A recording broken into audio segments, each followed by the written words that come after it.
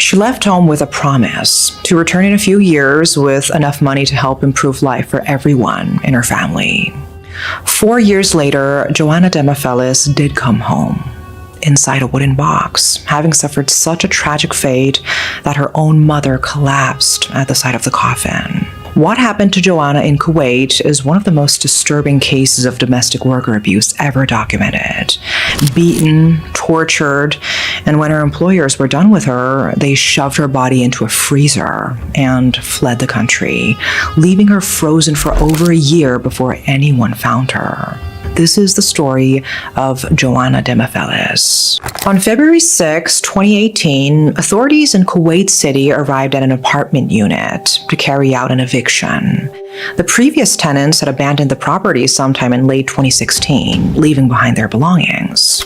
As they surveyed the unit, everything appeared normal. Furniture left behind, ordinary signs of a hasty departure. But then they noticed something unusual, a large freezer in the corner, still running. Curiosity led them to open it. What the police found inside would haunt them forever. Beneath layers of ice and frost was the unmistakable shape of a human body, twisted, contorted, and crammed into the small space. After witnessing the body, even the most seasoned officers struggled to contain their emotions. Some reportedly wept at the scene. The woman was so frozen that it took hours before they could get fingerprints for identification. When the results came back, they were able to identify their victim, Joanna Demafelis, a 29-year-old Filipina domestic worker who had not been heard from since September 2016. Her body had been in the freezer for over a year. But it wasn't just the callous way in which she had been abandoned. The autopsy revealed the horrifying extent of her suffering. Her body bore signs of prolonged, repeated abuse. Several ribs were broken. Her pelvis and kidneys showed severe trauma. Signs of internal bleeding suggested she had been beaten relentlessly before her death. There were also indications that someone had attempted to strangle her.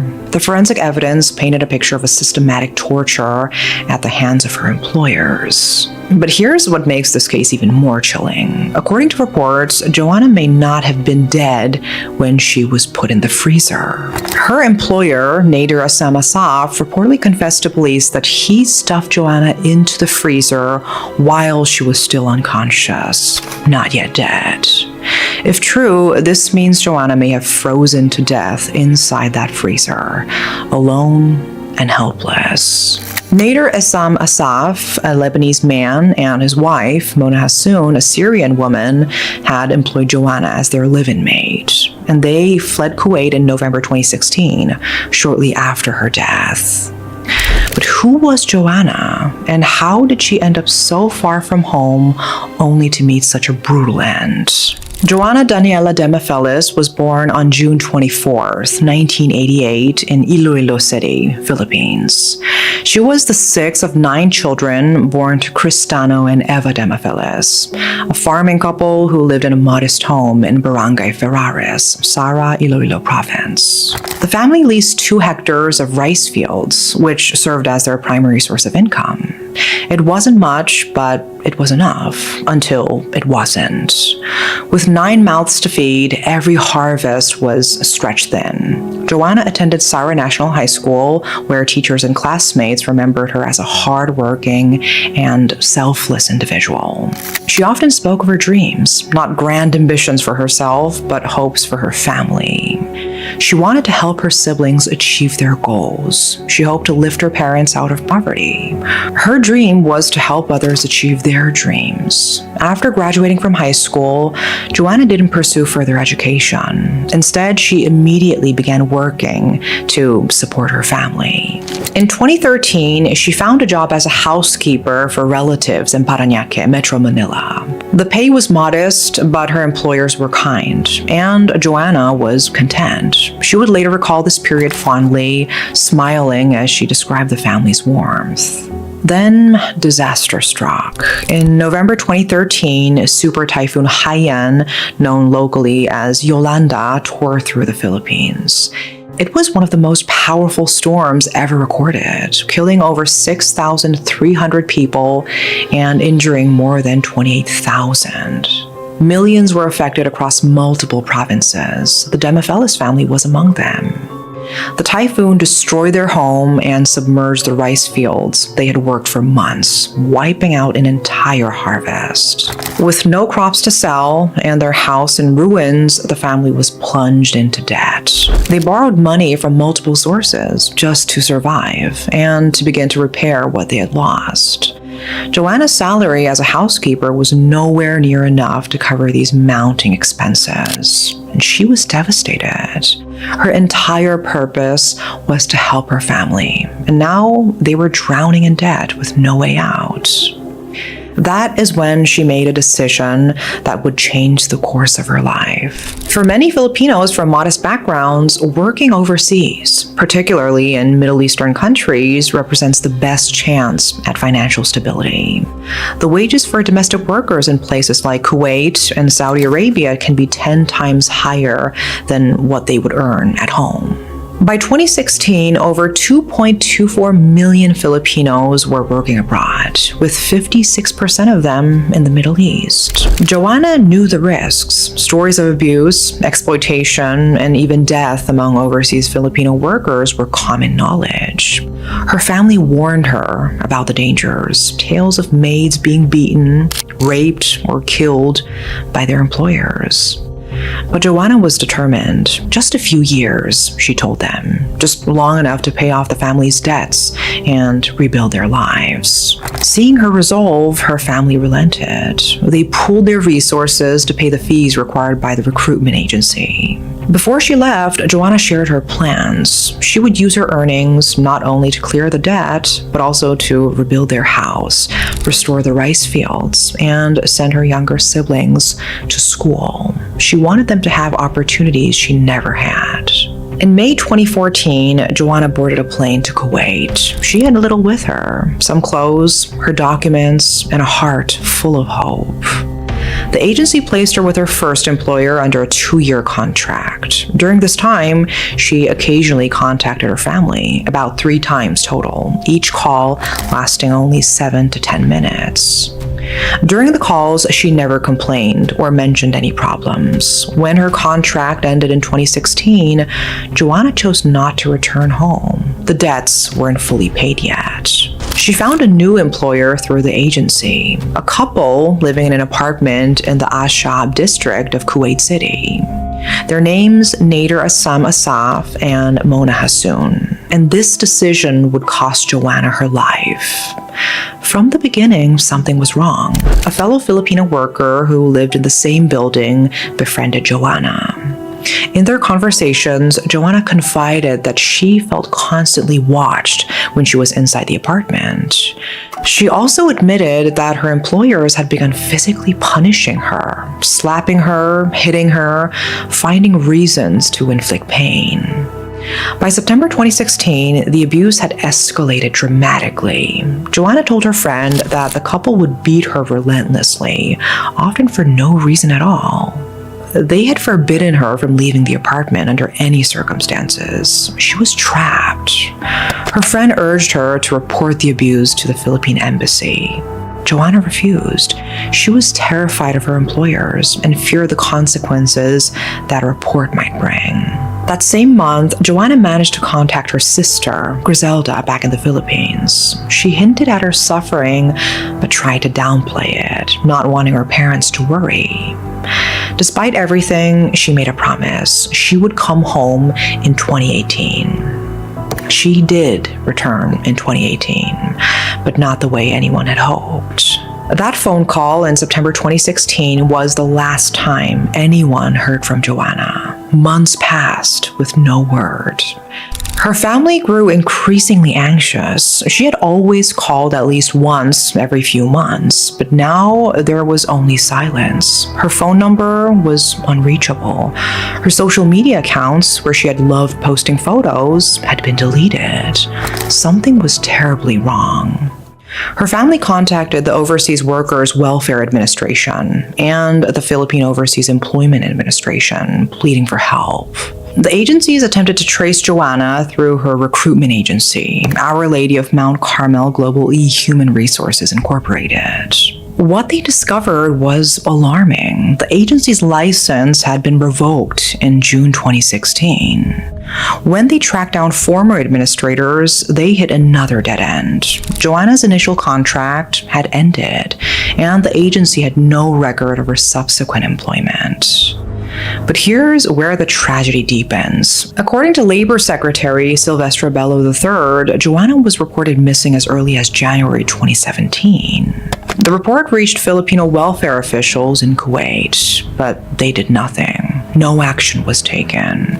No investigation was launched. The officials who received the report simply ignored it. For nearly 2 years, Joanna's family was forced to deal with agonizing uncertainty, not knowing whether their daughter was alive or dead.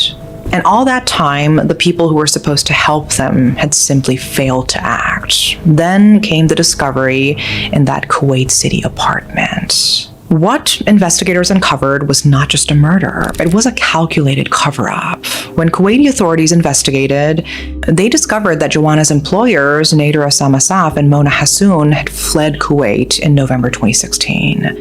But before fleeing, they tried to cover their tracks. On November 6, 2016, they reported to Kuwaiti immigration authorities that Joanna had absconded, creating an explanation for her sudden disappearance. It was a lie, a deliberate fabrication designed to make it look like Joanna had escaped on her own, when in reality, she was already dead or dying inside their freezer. But why did authorities finally go to their apartment over a year later? It actually had nothing to do with Joanna. It wasn't even for their unrelated crime of issuing fake checks, which had also caught the attention of the Kuwaiti police. It was because their landlord filed for eviction over unpaid rent. When the landlord obtained a court order to enter the abandoned apartment, no one had any idea what the police would find inside. What they found was the freezer, the body, the truth. With the help of Interpol, a massive international manhunt was launched. Both suspects were eventually arrested in Damascus, Syria, in February 2018. Nader was extradited to Lebanon, while Mona remained in Syrian custody. During the investigation, a disturbing picture emerged. Nader's own mother, who had visited the couple in Kuwait, provided testimony. She revealed that she had witnessed Mona repeatedly assault Joanna, slapping her face, grabbing her by the hair, and slamming her head against the wall while Joanna begged her to stop. The abuse was so severe that Nader's mother couldn't bear to stay. Nader confessed to stuffing Joanna into the freezer. According to his statement, Mona had become addicted to torturing the young maid. Neighbors corroborated claims of abuse, recalling male voices shouting at Joanna, followed by loud banging sounds. Why didn't anyone intervene? And why did Joanna stay? The answer lies in a system called kafala. In Kuwait and other Gulf states, migrant workers operate under the kafala system, a sponsorship program that ties a worker's visa and legal status directly to their employer. Under the system, workers cannot change jobs, leave the country, or even escape an abusive household without their employer's consent. If Joanna had fled, she would have been classified as an illegal worker. Her residency permit would have been revoked, and she could have faced arrest and deportation. The system effectively traps workers with their employers, creating a power imbalance that enables exploitation and abuse. Neighbors who heard Joanna's suffering were powerless to help her without the consent of Nader and Mona. The kafala system ensured that Joanna had nowhere to turn. And Joanna's case was far from unique. In 2017 alone, the Philippine Embassy in Kuwait received nearly 6,000 complaints of abuse from Filipino workers. including cases of physical violence, sexual harassment, and rape. Joanna was one of many, but her death became the symbol of a broken system. When news of Joanna's death reached the Philippines, it sparked national outrage. Family members collapsed upon hearing the details. The public demanded justice. Then Philippine President Rodrigo Duterte responded swiftly and forcefully. He called Joanna's death a national shame and announced an immediate ban on the deployment of Filipino workers to Kuwait. He offered free flights home for approximately 10,900 Filipinos who had overstayed their visas in the country. Although the ban couldn't affect the roughly 250,000 Filipinos with valid work visas, 60% of whom were domestic workers, it sent a powerful message. Filipinos are not slaves, Duterte declared, lashing out. They come to your country healthy, happy, and full of hope. They should not return lifeless and mutilated. On February 16, 2018, Joanna's remains arrived in Manila. Her sister Jessica broke down in tears, clutching the wooden coffin as it was unloaded from the cargo bay. The following day, the casket reached Iloilo, where her mother Eva pounded on the box, sobbing uncontrollably. The family wore white shirts bearing the words "Justice for Joanna Demafelis." Government officials attended her funeral, even President Duterte himself. On March 3, 2018, Joanna was laid to rest in her hometown, the place she had dreamed of returning to, happy and prosperous, with her family finally free from debt. As for her killers, on April 1, 2018, the Kuwaiti criminal court found both Nader Assam Asaf and Mona Hassoun guilty of murder and sentenced them to death by hanging. But because both had fled to Syria, they were tried in absentia, meaning the ruling could not actually be enforced. As they couldn't be forced back to Kuwait, each was tried separately in their home country. In September 2019, a Syrian court found Mona guilty of murder, sentencing her to just 8 to 15 years in prison. Nader's case in Lebanon dragged on for years. As of 2023, his trial was reportedly still ongoing, and to this day, no verdict has been publicly announced. Kuwait requested his extradition, but Lebanon refused to hand him over.